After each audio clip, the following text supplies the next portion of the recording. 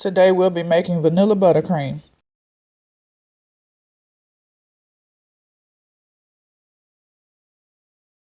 First add the butter to the bowl and then beat until light and fluffy.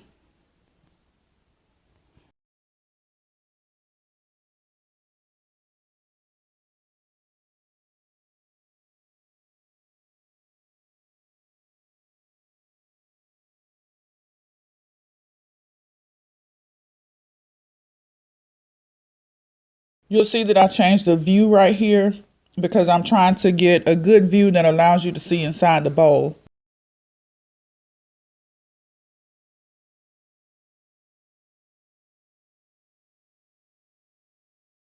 Next, you add the shortening. I live in the South, so I like to use a buttercream that uses shortening. The shortening stabilizes the buttercream so it doesn't melt as fast. Just as a general rule, buttercream will melt off your cake if it's hot, but the shortening kind of slows that process a little bit. Add your vanilla extract and mix to combine. If you want your buttercream to be white, use a clear vanilla.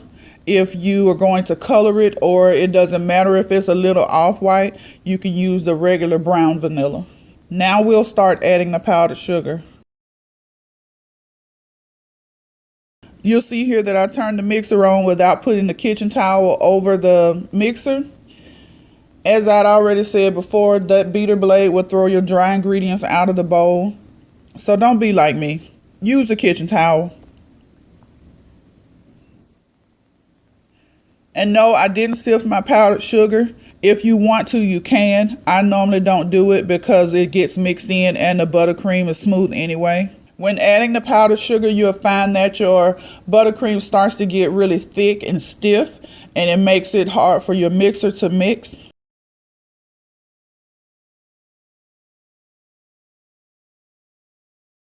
At this point, you will want to add your liquid of choice, a tablespoon at a time. You will want to add just enough liquid to allow your mixer to work while still keeping in mind how thick you want your end product to be. While making this video, I measured my powdered sugar by the cup so I could write the recipe. But generally what I normally do is add about 80% of a 2-pound bag, depending upon how stiff I want my frosting to be. In between additions of the powdered sugar, be sure to scrape the bowl. I have a beater blade, so I don't have to scrape the bowl as much as I would have to if I was using the regular paddle attachment, but I still try to do it to make sure everything is well combined.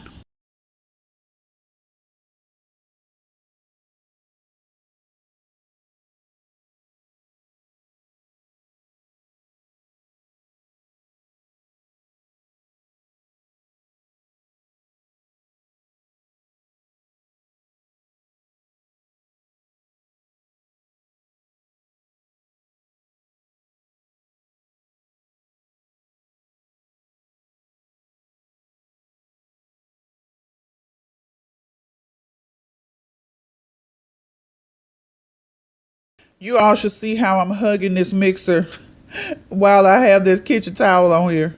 I always feel like I'm revealing a magic trick when I take the towel off.